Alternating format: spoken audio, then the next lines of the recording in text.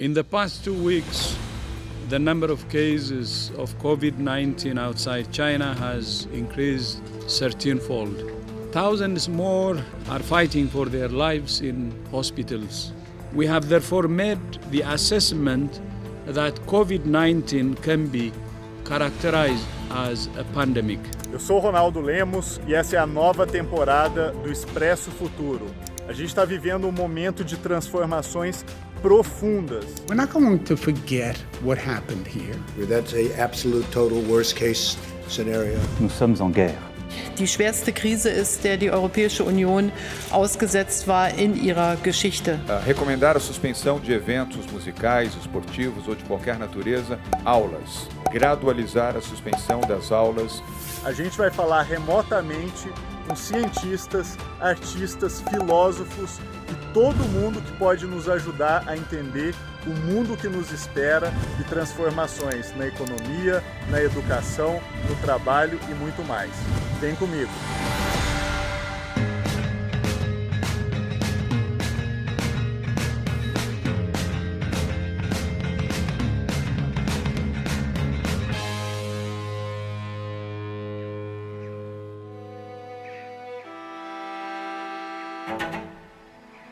A humanidade teve que passar por um momento muito importante e muito difícil, que foi a pandemia do Covid-19.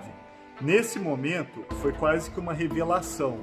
A gente percebeu, por exemplo, o quanto o mundo é desigual e o quanto um país como o Brasil enfrenta desafios de desigualdade que são profundos. Enquanto muita gente passou a quarentena, como eu, por exemplo, numa casa bem estruturada, a maior parte das pessoas no Brasil teve que enfrentar condições de grande dificuldade, casas precárias, a histórica falta de saneamento básico, de recursos e de apoio, e isso fez com que esse problema da desigualdade se tornasse ainda mais central.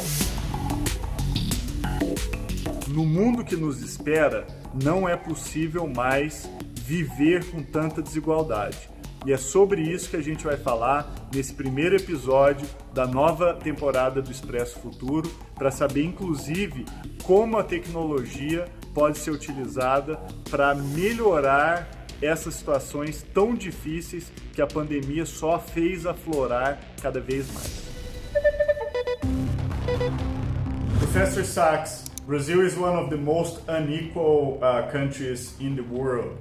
How much such an unequal country can aspire, for instance, to promote development? There is a strong relationship between inequality and instability. Because if you have a society that's vastly unequal, where some people are just at the bottom and barely surviving, and other people are fantastically wealthy, how could that really survive in a true democracy?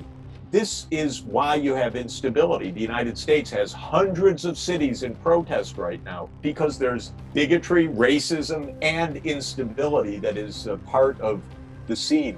Living in societies that are more equal has huge advantages. First, people get along better. There's a much higher level of social trust. There's a sense that we are all in it together.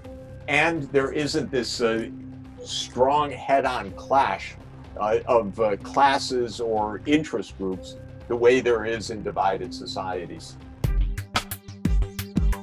We're going to teach a course about the COVID-19 pandemics, right? Everybody wants to understand what has turned the world upside down, and pandemics have done that throughout history. We had the bubonic plague and Black Death in Europe in the 1340s, for example. Taking a close look at where does a disease like this come from? How does an epidemic spread in today's world versus in the 14th century? Then it took about 16 years to spread from a plague in China to Europe. Now it took about 16 hours to spread. So that changes the world. Thinking about the dynamics of an epidemic can really help to understand the risks. You wish that Trump and Bolsonaro would take the course first be president afterwards because maybe they would take precaution to help protect the public that they've taken an oath to protect, but they don't quite know how to do it seems, or they're not paying attention. So I want to teach the basic epidemiology, and then it is a window to geopolitics. Why is it that at the height of the pandemic, the U.S. cut off WHO? Well, it's mind-boggling, but it's important to understand what is really going on with that craziness so that we can actually move to solutions, what to do so that we can stop all the damage that's underway.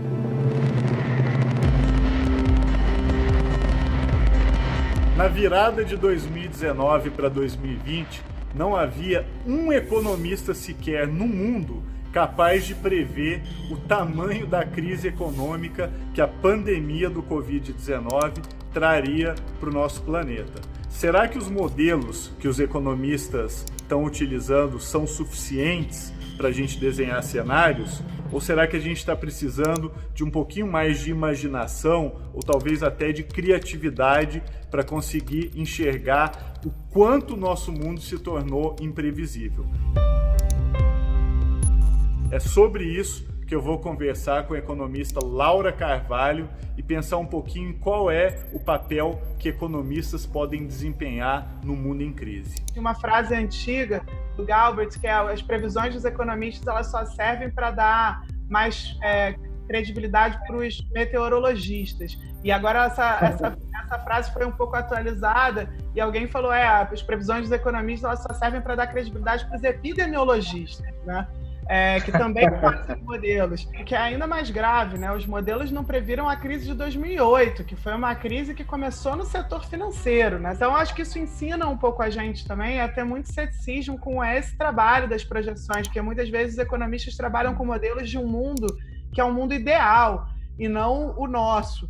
O modelo ele é uma representação limitada da realidade, por definição. Eu acho que a gente está peso demais para o que os economistas dizem, em geral, na maneira de decidir, né, e de escolher o destino das pessoas.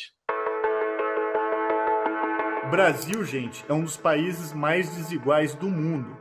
As Nações Unidas usam um coeficiente chamado Gini, exatamente para medir o quanto os países são desiguais. E o nosso país é o 7º pior, de acordo com esse índice. A gente só perde para países como a Namíbia ou a África do Sul, que, aliás, é o país mais desigual do planeta.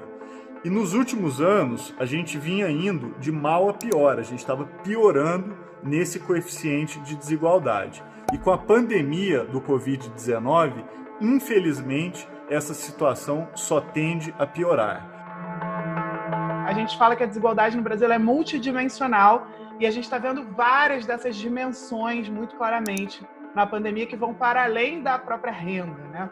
E eu acho que quando a gente enxerga isso, sem dúvida, isso se torna uma janela de oportunidade para discutir questões que já são pré-existentes, desigualdades estruturais, raciais, de gênero, de renda, de acesso a serviços, e também discutir questões imediatamente relacionadas à pandemia e medidas para a própria pandemia que podem, por exemplo, se tornar permanentes, levar a transformações mais profundas. Você, como economista, o mundo vai quebrar, né?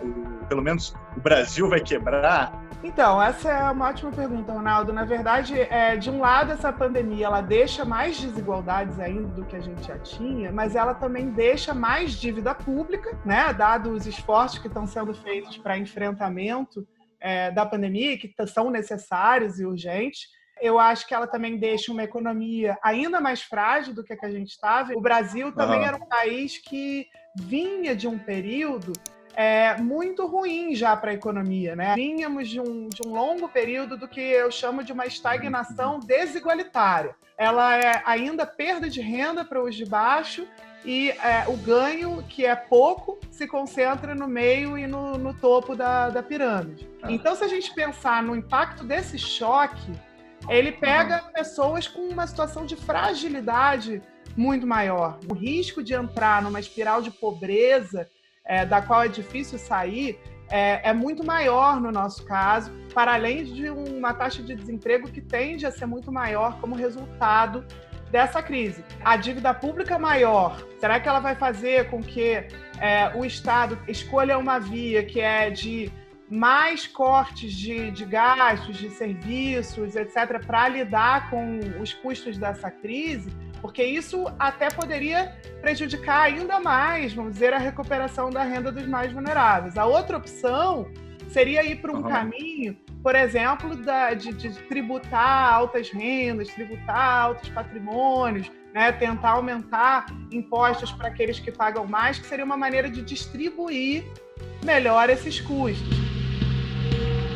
Se a gente olha, de fato, é claro que essa pandemia ela mostra um monte de coisa para a gente, ela cria rede de solidariedade, ela mostra o papel do Estado, ela mostra problemas do capitalismo, da maneira como ele tem sido feito, destruindo o meio ambiente, etc. Ela mostra questões ligadas à globalização, ela mostra um monte de coisa. Por outro lado, também eu diria que não é errado dizer que desde 2008, da última crise que a gente viveu, também havia uma tendência já de questionamento, de uma ideia de que o mercado autorregulável, etc., ele é capaz de gerar os melhores resultados e a melhor distribuição dos recursos na sociedade. A desigualdade, ela já vinha surgindo como um tema. O questionamento ao como os estados estavam tendo dificuldade já nas últimas décadas de entregar resultados concretos para uma maioria da população, também já era um tema. Então, essa é uma dessas tendências que pode ser exacerbada.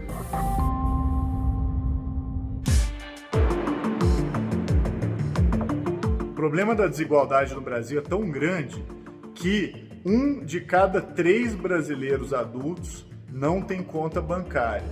Isso é um caos para você, por exemplo, poder transferir renda emergencial para quem não tem conta em banco. É uma tarefa muito difícil.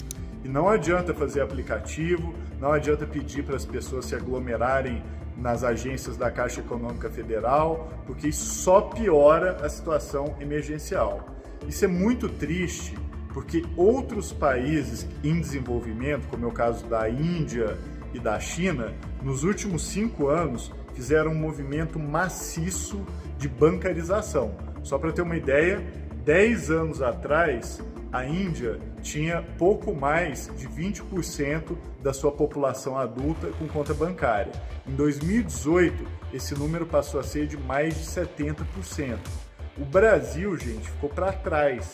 Infelizmente, a gente não fez o mesmo movimento que China e Índia fizeram de bancarizar a sua população e integrar essa população no sistema financeiro. E óbvio que quando a gente tem uma emergência, como é o caso da Covid-19, esse problema ele passa a ser cobrado o custo dele em vidas. A gente está pagando em vidas a negligência de não ter cuidado da questão de bancarização por décadas e décadas. Professor Sachs, how do you see technology as a factor in the world of today? Is it a tool for instance, promoting economic development? Is it a tool for promoting even more instability? Yes, yes, and yes, because technology has no intrinsic ethical side to it. Technology is a tool. You put a more powerful tool in the hands of dark forces, you get worse outcomes. You put a powerful tool in the hands of the common good, you get better outcomes.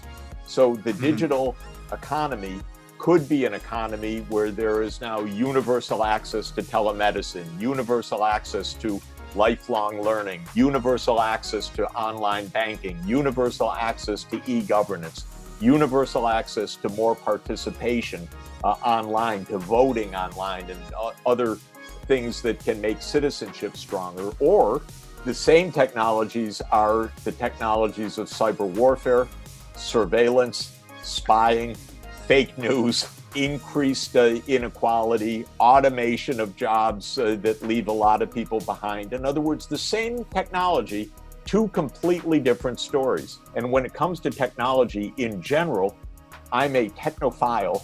I like technology in that it can improve our lives. But then my eyes are open to say it could wreck a lot of things too. So we better govern technology to choose the right course. O problema da desigualdade no Brasil é tão profundo, gente, que existem no país cerca de 30 a 50 milhões de pessoas que estão fora dos cadastros governamentais. Eu tenho chamado esse contingente de os invisíveis ingovernáveis. Por que ingovernáveis? Porque não dá para fazer política pública às cegas. Você não tem como governar para quem não existe no cadastro governamental. E esse é um dos principais problemas que a gente tem no país. Quem são essas pessoas? São pessoas que estão acima da linha do Bolsa Família, então não estão na miséria absoluta, mas estão muito próximas de cair na miséria. Então é o camelô, é o vendedor de rua, às vezes é o cabeleireiro, a manicure, alguém que presta um serviço simples. E essas pessoas não fazem parte dos cadastros e em situações como a da pandemia são das mais afetadas que podem ter, porque perdem a sua renda e facilmente podem cair na pobreza e na miséria. Lidar com isso e melhorar os cadastros governamentais é uma das principais tarefas que a gente tem como país. Atenção complexo do Alemão. Pedimos aos moradores que evitem aglomerações. Quem puder ficar em casa, fique. Vou falar agora com o Celso Ataíde, que é o fundador da CUFA, a Central Única das Favelas. E é também um grande empresário, um grande articulador e foi uma das pessoas mais importantes na resposta do Brasil à pandemia. CUFA contra o vírus! Fique em casa! Valeu! Celso, 1 de cada 3 brasileiros adultos não tem conta bancária, né? Então chegou uma situação emergencial como essa, precisava transferir renda, as pessoas ficaram, até do ponto de vista de política pública, surpresas e meio em pânico, porque falava como é que eu mando dinheiro para quem não tem conta bancária. E é interessante porque você sabe disso há muito tempo, já fez o CUFA Card, que é uma iniciativa brilhante, né, de poder dar um meio de pagamento para as pessoas que moram na favela.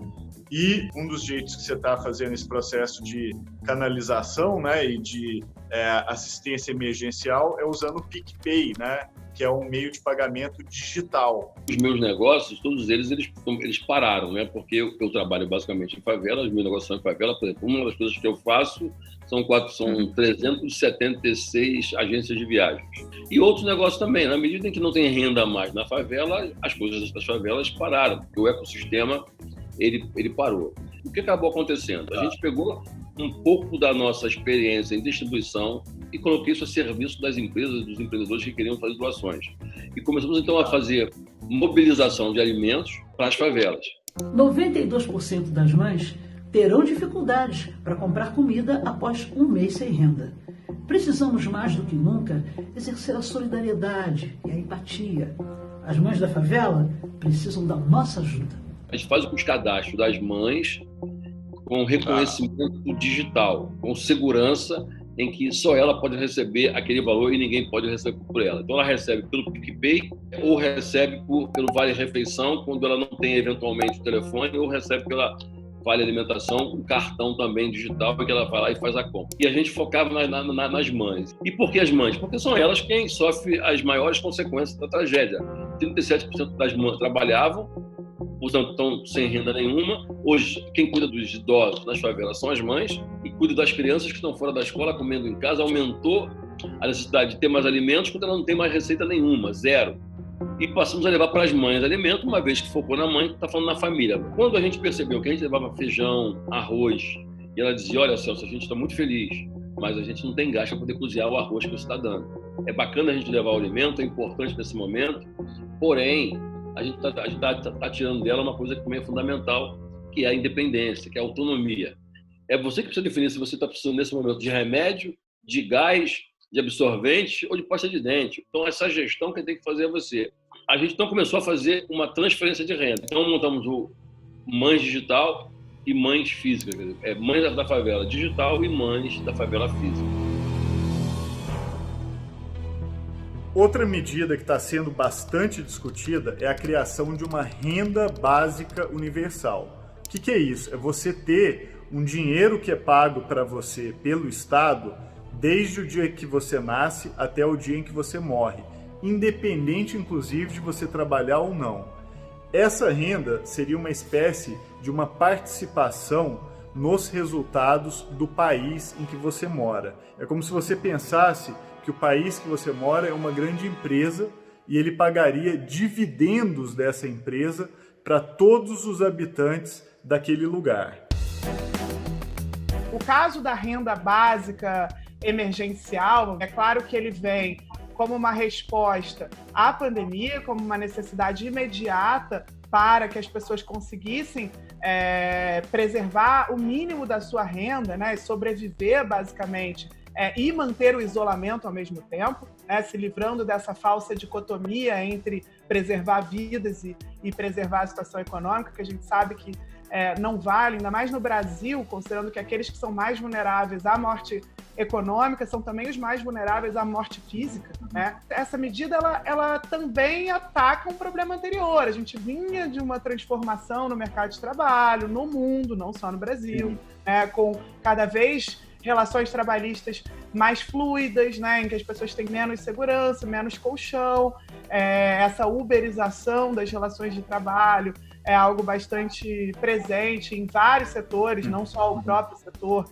ligado aos aplicativos, né? Mas acho que todas essas mudanças elas já estavam demandando um tipo de proteção social muito diferente do que a gente tinha antes, mais amplo, e acho que, então, o auxílio emergencial ele também pode ser pensado como uma primeira etapa, claro que com diferenças, com redesenhos, né? Mas de uma implementação de um piso mesmo, de uma renda básica universal. Essa ideia, que antes era muito defendida mais por políticos do campo da esquerda, cada vez mais é defendida também por empresários como Mark Zuckerberg ou como candidatos à presidência dos Estados Unidos, como o Andrew Yang.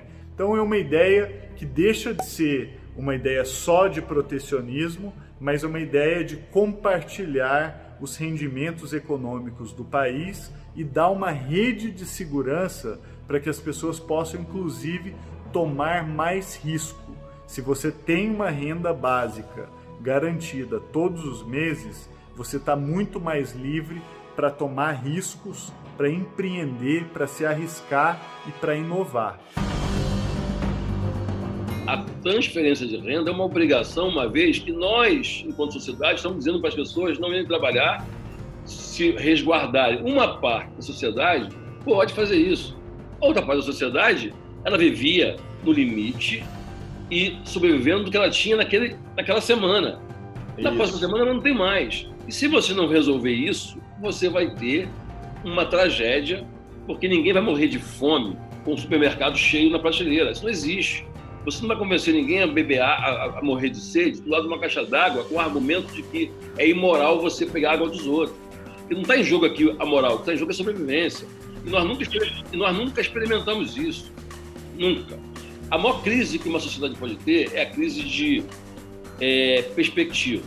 Quando essa acaba, não tem mais nenhuma outra alternativa, acaba tudo. Aí só existe uma conjunção. O próximo passo é a tua casa, ninguém mais quer roubar o teu carro, querem roubar a tua geladeira. É isso aí. Vai dentro da tua casa para poder pegar comida. A gente não experimentou isso. E a gente não precisava experimentar e não precisamos experimentar. Para isso tem que fazer a transferência de renda, porque você precisa jogar a boia para quem está morrendo afogado.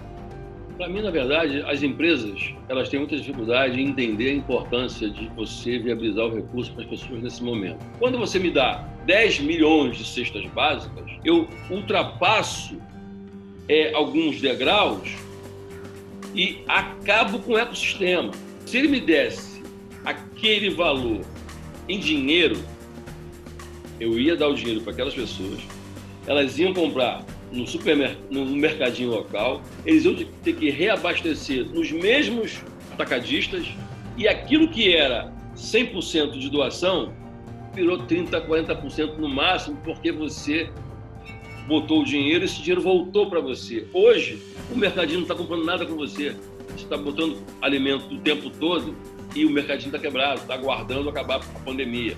é mais inteligente que você coloque a cesta básica digital, que vai equivaler o mesmo valor da cesta básica, e a pessoa vai fazer a compra e esse dinheiro vai estar circulando em todos os níveis da base da pirâmide e, obviamente, vão comprar nos lugares mais diversos que estão ajudando a viabilizar. E a existência de uma renda básica universal, especialmente em momentos de emergência, como é o caso da pandemia, se mostrou muito preciosa, né? A gente teve que, no Brasil, criar um auxílio emergencial para que as pessoas literalmente não passassem fome. E a ideia seria, por que não tornar esse tipo de medida algo permanente, mas bem pensado, bem planejado, né? Não é uma coisa improvisada, né? Como a emergência fez com que fosse, e essa medida pudesse garantir essa rede de segurança perpétua para as pessoas, inclusive, poderem arriscar e inovar.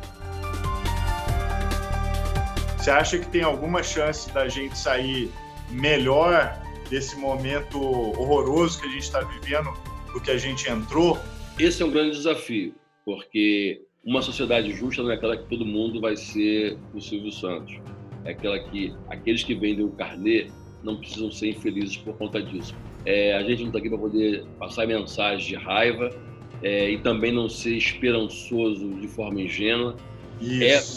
É momento de dar respostas e, em paralelo, é momento de fazer reflexões, chamar atenção para essas reflexões, para que a gente realmente tenha depois, logo que passa isso, a oportunidade de juntar mais gente para poder pensar de que maneira, de que formas a gente pode ser mais correto nas nossas relações, ou a gente, nesse momento, sobretudo, divide com a favela todas as riquezas que ela sempre gerou, ou vamos ser obrigados a dividir as consequências. Não, e para o país se desenvolver, né, igual a China e a Índia se desenvolveram recentemente, foi exatamente com a população mais pobre se integrando ao sistema produtivo. Então, favela não é problema, favela é a solução. É isso que as pessoas não perceberam ainda. Ou a gente traz essas pessoas para participar da geração econômica, ou o país não vai para frente, entendeu? Não tem outro jeito. A maior riqueza do Brasil são as pessoas que moram aqui. E por isso que eu acho que o que você está fazendo aí é fundamental, porque é assim que a gente vai se desenvolver no país, apostando em pessoas.